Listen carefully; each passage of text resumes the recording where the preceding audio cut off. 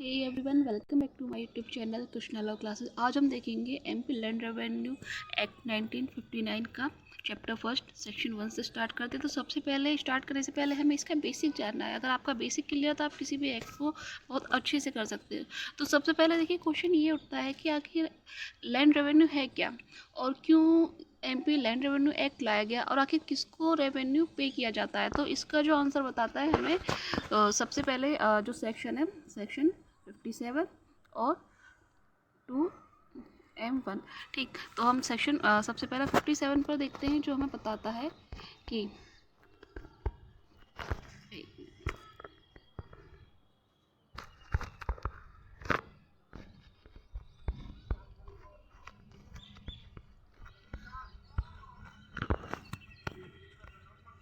तो समस्त भूमियों में राज्य का स्वामित्व, सीधे सीधे बताता है कि स्टेट ओनरशिप। तो जो समस्त भूमि है, ठीक है, किसी भी स्टेट के अंतर्गत टोटल जो भी लैंड है वो किसकी होती है, स्टेट की होती है। ठीक है, और यदि कोई व्यक्ति उसे होल्ड करता है, ठीक है, तो एक तरह से वो उसे स्टेट से रेवेन्यू के बदले में लेता है। जब उस लैंड को लेता है किसी पर्पस के लिए, ठीक, तो वह उसके बदले में उसे रेवेन्यू देना होता है, किसको, स्टेट गवर्नमेंट को। ठीक, तो समस्त भूमियाँ राज्य सरकार की हैं और एतद द्वारा यह घोषित किया जाता है कि ऐसी समस्त भूमियाँ जिनमें रुका हुआ तथा बहता हुआ पानी, खाने, पत्थर की खदानें, खनिज पदार्थ तथा वन, चाहे वे रक्षित हो या नहीं, सम्मिलित हैं। ठीक है, ये भी पूछा जा सकता है कौन कौन सी हैं, पानी, खाने, पत्थर की खदानें, खनिज पदार्थ तथा वन, चाहे वे रक्षित हो या नहीं, सम्मिलित तथा किसी भूमि की अधोमृत यानी सब सोइल में समस्त अधिकार राज्य की संपत्ति है। परंतु इस कोड में अन्यथा बंधते के सिवाय इस धारा की कोई भी बात किसी की व्यक्ति की ऐसी संपत्ति में के किन्हीं ऐसे अधिकारों पर जो इस कोड के प्रवृत्त होने के समय अस्तित्व में रहे हो प्रभाव डालने वाली नहीं समझी जाएगी। मतलब कि किसी व्यक्ति की अपनी कोई पर्सनल प्रॉपर्टी है तो उसके अधिकारों पर कोई भी इफेक्ट नहीं डाला जाएगा। जब उपधारा 1 के अधीन दिए गए किसी अधिकार के संबंध में राज्य सरकार तथा किसी व्यक्ति के बीच कोई विवाद उत्पन्न हो जाए तो विवाद राज्य सरकार द्वारा निश्चित किया जाएगा। अब यहाँ पर क्वेश्चन ये भी राइज हो जाता है कि यदि किसी के अधिकार के संबंध में राज्य सरकार तथा किसी व्यक्ति के बीच में कोई विवाद उत्पन्न हो जाता है तो किसको कौन निश्चित करेगा, उस विवाद को सरकार करेगी। ठीक, तो जितनी भी प्रॉपर्टी है, जितनी भी लैंड है, वो किसकी मानी जाएगी, राज्य सरकार की मानी जाएगी। रेवेन्यू किसको दिया जाएगा, राज्य सरकार को दिया जाएगा। और हम जो राजस्व पदाधिकारी सेक्शन 11 के अंतर्गत देखेंगे। ठीक, और अभी हमें देखना है सेक्शन कि राजस्व है क्या। ठीक,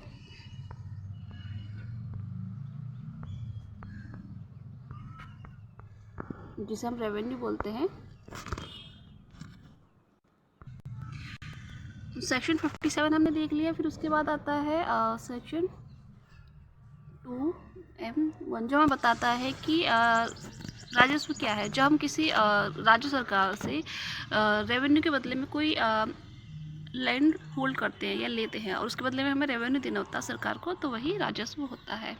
ठीक, अब हम चलते हैं सबसे पहले हम देखते हैं कि इसे लाने का उद्देश्य क्या था। देखिए, पहले क्या था कि इस जो एमपी लैंड रेवेन्यू एक्ट 1959 था, इसके आने से पहले मध्य प्रदेश में अलग अलग भागों में बहुत सारी भूमि विधियाँ बनी हुई थी। ठीक है, तो उनको समेकित करने के लिए यानी टू कंसोलिडेट, ठीक है, उन सबको एक जगह समेकित करके एक एक्ट बनाया गया, मतलब एक कोड लाने के पर्पज से इस एक्ट को बनाया गया था। ठीक, एमपी लैंड रेवेन्यू एक्ट 1959। ठीक, और जो कृषक हैं या जो कृषि है उसकी और उन्नति के लिए कृषक के जो अधिकार दायित्व है, उन्हें लाइबिलिटीज़ हैं, उन्हें संरक्षित करने के लिए। ठीक, हम चलते हैं सेक्शन 1 पर, जो हमें बताता है इसका संक्षिप्त नाम, विस्तार तथा प्रारंभ। तो संक्षिप्त नाम तो आप जानते ही हैं, एमपी लैंड रेवेन्यू एक्ट 1959। और इसका विस्तार कहाँ पर होगा, तो जिसका विस्तार है सबसे पहले तो संपूर्ण एमपी में है, मतलब पूरे मध्य प्रदेश में है, लेकिन इसका एक एक्सेप्शन भी है। ठीक, सॉरी, तो इसका एक्सेप्शन ये है कि जो इंडियन फॉरेस्ट एक्ट है वहाँ पर ये एक्ट अप्लाई नहीं होगा। यदि कोई लैंड जो इंडियन फॉरेस्ट एक्ट के अंतर्गत रिजर्व कर दी गई है वहाँ पर ये एक्ट अप्लाई नहीं होगा। ठीक है, तो पहले इसमें बोल दिया इसका विस्तार संपूर्ण मध्य प्रदेश पर है, किंतु इस संहिता में अंतर्विष्ट कोई बात भू राजस्व के भुगतान के लिए भूमि के दायित्व, भूमि के उपयोग के प्रति निर्देश से भू राजस्व के निर्धारण, भू राजस्व की उगाही से संबंधित उपबंधों को और उनसे आनुषंगिक समस्त उपबंधों को छोड़कर ठीक है, कौन कौन से थे? भू राजस्व के निर्धारण, भूमि के दायित्व, भूमि के उपयोग के प्रति भू राजस्व के निर्धारण और भू राजस्व की उगाही से संबंधित उपबंधों को और उनमें आनुषंगिक समस्त उपबंधों को छोड़कर ऐसे क्षेत्रों को लागू नहीं होगी जिन्हें भारतीय वन अधिनियम 1927 के अधीन समय समय पर आरक्षित या वनों के रूप में गठित किया गया, जैसा कि हम पहले ही बता चुके हैं, इंडियन फॉरेस्ट एक्ट 1927 के अंतर्गत जिन्हें संरक्षित किया गया। परंतु इस संहिता के पूर्वोक्त उपबंध ऐसे क्षेत्रों में धारा 59 में विनिर्दिष्ट प्रयोजनों में से एक या अधिक प्रयोजनों के लिए भूमि के उपयोग के प्रति निर्देश से लागू होंगे। तो 59 में बता दिया ये किसको लागू होंगे। तो चलिए एक बार 59 भी देख लेते हैं ताकि आपको क्लियर हो जाए साथ के साथ। ठीक,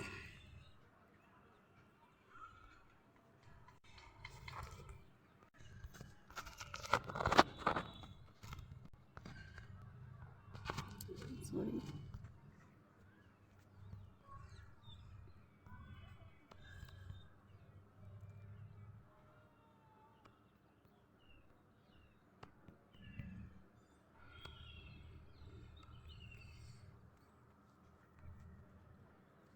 सेक्शन 59 पर हम चल रहे हैं। तो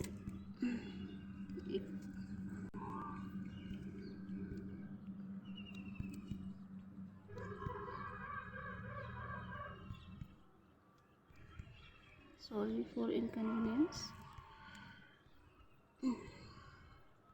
तो हम सेक्शन 59 पर आगे हैं। तो सेक्शन 59 क्या कहता है?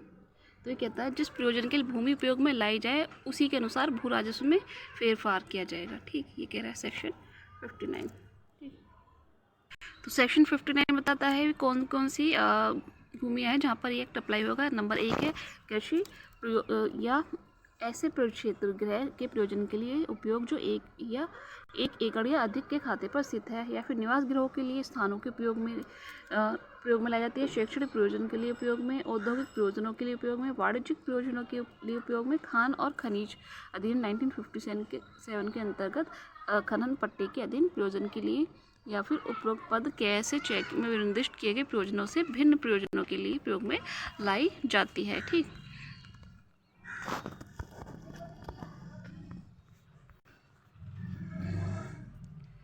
अब आ जाते हैं हम अपनी सेक्शन 1 पर ही।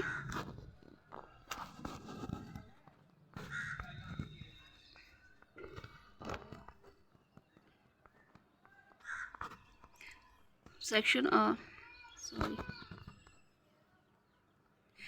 1 हमारा कंप्लीट हो चुका है। हम सब देखेंगे सेक्शन 2 के अंतर्गत इंपॉर्टेंट डेफिनेशन। तो सबसे पहले बहुत बार पूछा गया क्वेश्चन है कि आबादी की डेफिनेशन कहाँ की गई है। तो आपको इसको याद करने का बहुत ही अच्छा तरीका है 2A में A फॉर आबादी। ठीक, तो A फॉर आबादी 2A में ही डिफाइन की गई। तो आबादी से क्या विपरीत है? तो नगरीय क्षेत्र के किसी ग्राम में उसके निवासियों के निवास के लिए या उससे आनुषंगिक प्रयोजनों के लिए समय समय पर आरक्षित क्षेत्र, ठीक, और इस भी व्यक्ति के किसी अन्य स्थानिक पर्याय और जैसे ग्राम स्थल और ग्राम स्थान का अर्थ भी तदनुसार लगाया जाएगा। ठीक, चाहे तो नगरीय क्षेत्र के लिए प्रयोग के लिए लाया जाए, निवासी प्रयोजन के लिए, ठीक, या फिर आनुषंगिक प्रयोजनों के लिए समय समय पर यदि कोई क्षेत्र स्थान आरक्षित कर दिया गया है या अभिव्यक्ति के किसी अन्य स्थानिक पर्याय जैसे ग्राम स्थल या ग्राम स्थान का अर्थ भी आबादी से लगाया जाएगा। मतलब कोई एक क्षेत्र है जहाँ पर कोई गांव है या लोग रहते हैं, ठीक है, तो वो आबादी होती है किस लिए? किसी प्रयोजन के लिए, निवास के प्रयोजन के लिए या किसी अन्य प्रयोजन के लिए जहाँ पर आबादी रहती है। नेक्स्ट कृषि की डेफिनेशन। तो कृषि के अंतर्गत आता है वार्षिक या नियतकालिक फसलों का जिसमें पान तथा सिंघाड़े और उद्यान की उपज सम्मिलित है। ये पूछ लिया जाता है क्वेश्चन, कृषि में क्या सम्मिलित है? वार्षिक या नियतकालिक फसलों का जिसमें कौन सी? पान की, सिंघाड़े की, उद्यान की उपज सम्मिलित है और जिसका उगाया जाना है। ये वेरी मोस्ट इंपॉर्टेंट है, यहीं से क्वेश्चन क्रिएट होता है कि कृषि में क्या सम्मिलित है? पान, सिंघाड़े, उद्यान की उपज सम्मिलित है। ठीक, और उद्यान कृषि भी इसमें सम्मिलित है। फलोद्यान लगाना था तो उनका संरक्षण करना, ये वेरी इंपॉर्टेंट है, कृषि की आपको बिल्कुल भी स्किप नहीं करनी है, यहाँ से क्वेश्चन बनता है। चारे, चराई या छप्पर, छाने की घास के लिए भूमि का आरक्षित किया जाना। नगरीय क्षेत्रों की उपांत सीमा से 5 किलोमीटर से अधिक की दूरी पर स्थित किसी क्षेत्र में कुक्कुट पालन, मछली पालन या पशुपालन के लिए भूमि का उपयोग करना। ठीक। नेक्स्ट डेफिनेशन है कृषि वर्ष। ये भी बहुत बार पूछा गया। तो कृषि वर्ष से अभिप्रेत है 1 जुलाई है ऐसी अन्य तारीख को जिसे राज्य सरकार अधिसूचना द्वारा नियत करे प्रारंभ होने वाला वर्ष होगा। और यदि राज्य सरकार ने निर्धारित नहीं किया तो वो 1 जुलाई से ही कृषि वर्ष माना जाएगा। तो 2C में कृषि वर्ष हो गया। कृषि के अंतर्गत शामिल मिलता है 2B में कृषि, 2A में आबादी और 2C में कृषि वर्ष है और D में है रेवेन्यू यानी बोर्ड। तो मंडल से विपरीत है धारा 3 के अधीन गठित राजस्व मंडल। ये पूछा जाता है कि राजस्व मंडल कहाँ पर गठित होता है, धारा 3 के अंतर्गत। डेफिनेशन कहाँ दी गई है बोर्ड की, 2D में। वास्तविक कृषक से विपरीत है कोई ऐसा व्यक्ति जो भूमि पर स्वयं खेती करता है, जिससे युक्तिक रूप से यह प्रत्याशा की जा सकती है कि वह स्वयं खेती करेगा, वही वास्तविक कृषक है। ये कहा गया 2E में। सहकारी सोसाइटी से क्या विपरीत है, तो सहकारी सोसाइटी से संबंधित किसी विधि के जो राज्य के किसी क्षेत्र में तत्सम प्रबंध अधीन या उस रूप में रजिस्ट्रीकृत सोसाइटी हो, ठीक है, सहकारी सोसाइटी है। ठीक है, ये F में बता दिया गया सहकारी सोसाइटी। और जी में सरकारी वन। सरकारी वन से विपरीत कोई ऐसा वन जो भारतीय वन अधिनियम 1927 के बंदों के अनुसार आरक्षित वन या संरक्षित वन के रूप में गठित किया गया है। सरकारी पट्टेदार से क्या विपरीत है, में है तो वह व्यक्ति जो राज्य सरकार से धारा 181 के अधीन भूमि धारण करता है, ठीक है, सरकारी पट्टेदार है। ठीक है, जो 181 धारा के अधीन राज्य सरकार से भूमि धारण करता है। आई में है खाते से विपरीत है। ठीक है, तो इंपॉर्टेंट है, पूछी जाती है ऐसी भूमि खंड जिस पर भू राजस्व पृथक रूप से निर्धारित किया गया है। ठीक है, भूमि खंड है, ये पूछा जाता है। खाते के अंदर क्या आता है, भूमि खंड आता है और जो एक भूदृति के अधीन धारित है। ठीक है, जो भू राजस्व पृथक रूप से निर्धारित किया गया है और जो एक भूदृति के अधीन धारित है, भूमि खंड के अंतर्गत आता है। और कृषक द्वारा धारित भूमि के संदर्भ में कोई ऐसे भूमि खंड जो भूमि स्वामी से एक ही पट्टे के अधीन या एक ही संवर्ग की शर्तों के अधीन धारित है। ठीक है, तो ये बहुत बार पूछा जाता है कि खाते से क्या विपरीत है, कब्जा है, भूमि खंड। तो ये भूमि खंड। नेक्स्ट डेफिनेशन है सुधार। तो सुधार से किसी खाते के संबंध में अभिप्रेत है कोई ऐसा संक्रमण जिससे खाते के मूल्य में तात्विक वृद्धि होती है। ठीक है, कोई ऐसा सुधार कर दिया है जिससे जो तुम्हारा खाता है वो और अधिक उसमें वृद्धि होने लगे, खाते के लिए उपयुक्त है तथा उस प्रयोजन से संगत है जिसके लिए खाता धारित है। और जो यदि खाते में निष्पादित न किया गया हो तो या तो प्रत्यक्षतः उसके फायदे के लिए निष्पादित किया गया है, निष्पादित किए जाने के पश्चात उसके लिए प्रत्यक्षतः फायदाप्रद बना दिया गया है, पूर्वगामी उपबंधों के अधीन रहते हुए। इसके अंतर्गत है कृषि प्रयोजनों के लिए जल के संग्रहण, प्रदाय या वितरण के लिए तालाबों, कुओं, जल सारणियों, बांधों तथा अन्य संकर्मों का सन्निर्माण, भूमि के जल निकास के लिए या बाढ़ों से या जल द्वारा कटाव से या जल से होने वाले अन्य नुकसान से भूमि के संरक्षण के लिए संकर्मों का सन्निर्माण, वृक्षारोपण और भूमि का कृषिकरण, भूमि की सफाई, उसका घेरा लगाना, उसे समतल करना, उसकी सीढ़ी बंदी करना आदि आते हैं। आबादी या नगरीय क्षेत्र में न होकर अन्यत्र होने वाले खाते या उसके सामीप्य ऐसे भवनों का परिनिर्माण जो उस खाते के सुविधाजनक या लाभप्रद उपयोग के लिए अपेक्षित हो। ठीक।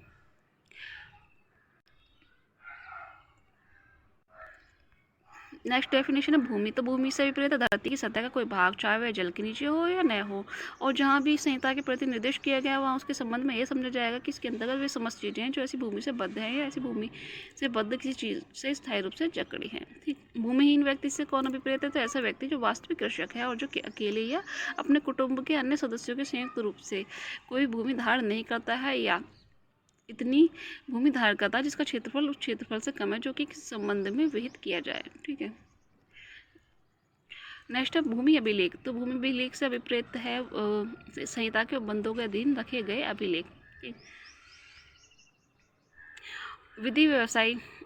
तो विधि व्यवसाय 1879 के अधीन कोई ऐसा विधि व्यवसाय विपरीत है जिसने अन्य विधि के अधीन या उस विधि के अधीन न्यायालयों में किसी भी न्यायालय में विधि व्यवसाय करने का हकदार है। आम्रकुंज से विपरीत है आम के वृक्ष जो इतनी संख्या में लगाए गए हैं कि उनसे उसे भूमि का जिस पर वे खड़े हैं या जिसके बड़े प्रभाग का मुख्यतः किसी ऐसे प्रयोजन के लिए वृक्षारोपण से भिन्न हो उपयोग में लाया जाना रुक जाता है या उन आम के वृक्षों की पूरी तरह बढ़ जाने पर यह संभाव्य है कि उनसे भूमि का या उसके किसी बड़े प्रभाग का मुख्यतः प्रयोजनों के लिए उपयोग में लाया जाना रुक जाएगा। बाजार मूल्य से विपरीत है भारतीय स्टाम्प अधिनियम 1899 के अधीन बनाए गए मध्य प्रदेश बाजार मूल्य मार्ग निर्देशक सिद्धांतों का बनाया जाना तथा उनका पुनरीक्षण नियम 2000 के अधीन कलेक्टर द्वारा जारी किए गए मार्गदर्शक सिद्धांतों के अनुसार निर्धारित भूमि का मूल्य है। ठीक है।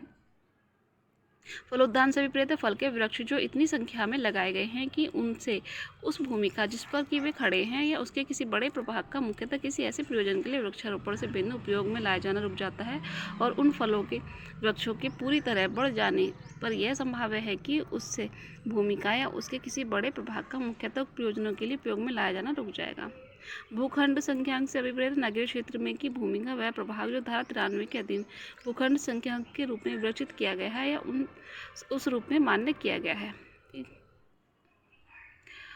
मान्यता प्राप्त अभिकर्ता ये डी में है, आपको सिर्फ इतना ही देखना, अब इतना ज़्यादा इंपॉर्टेंट नहीं है। लगान से देख लेते हैं नए में, तो लगान से अभिप्रेत है वह कुछ भी जो धारा 188 के बंदों के अनुसार मौरूषी कृषक द्वारा, ठीक है, और अपनी भूस्वामी को या उसके पट्टेदार द्वारा अपने भूस्वामी को उसके द्वारा ऐसी भूस्वामी से धारित भूमि के उपयोग या अधिभोग के मध्य या कोई सरकारी पट्टेदार द्वारा सरकार को उस भूमि के जो कि सरकार द्वारा उस पट्टे पर दी गई उपयोग या अधिभोग के मध्य धन या वस्तु के रूप में संदत्त किया जाता है, देय है।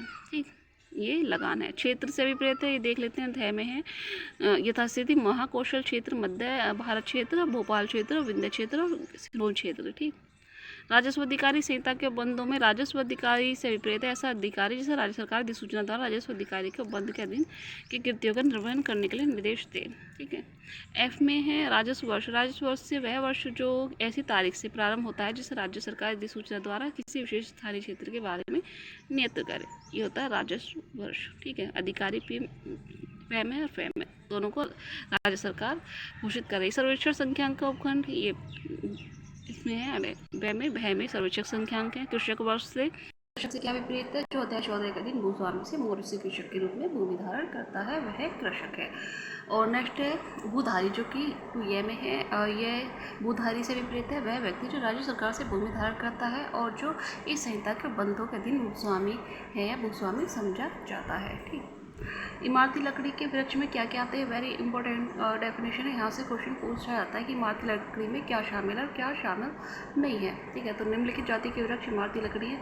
एक है टेक्टोना ग्रैंडिस यानी सागवान, और टेकोकार्पस मार्सुपियम यानी बीजा, और डलबेरिया लेटिफोलिया यानी शीशम, और शोरिया रोबस्टा यानी कि साल और तिनसा, और टालमेनिया और टर्नटोसा यानी कि एनिया साज। तो क्या क्या शामिल है, सागवान, बीजा, शीशम, साल, तिनसा, एनिया साज। ठीक, वेरी इंपॉर्टेंट डेफिनेशन है। इसमें से अंदर से क्वेश्चन पूछा जाता है क्या शामिल है और क्या शामिल नहीं है।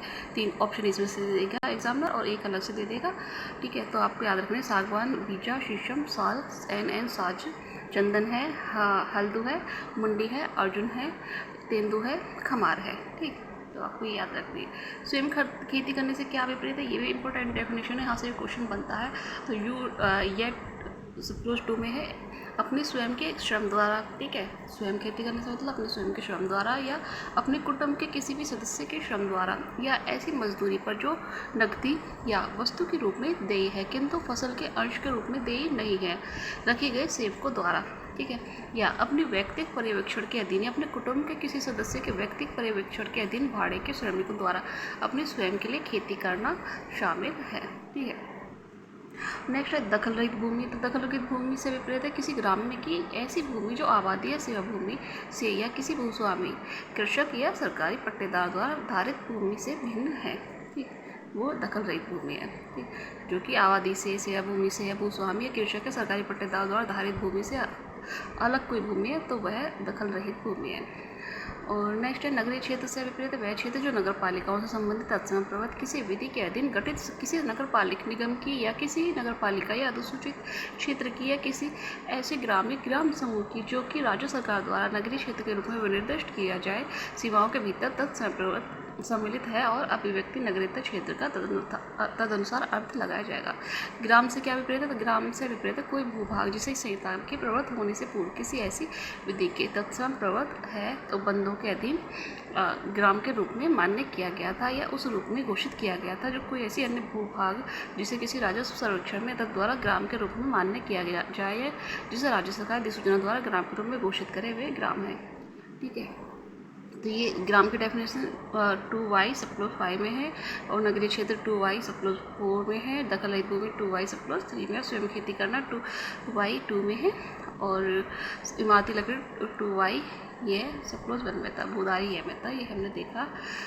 नेक्स्ट हमारा चैप्टर जो स्टार्ट होगा वो होगा राजस्व मंडल, जो कि चैप्टर 2 है। इसे हम देखेंगे नेक्स्ट वीडियो में। तब तक के लिए धन्यवाद।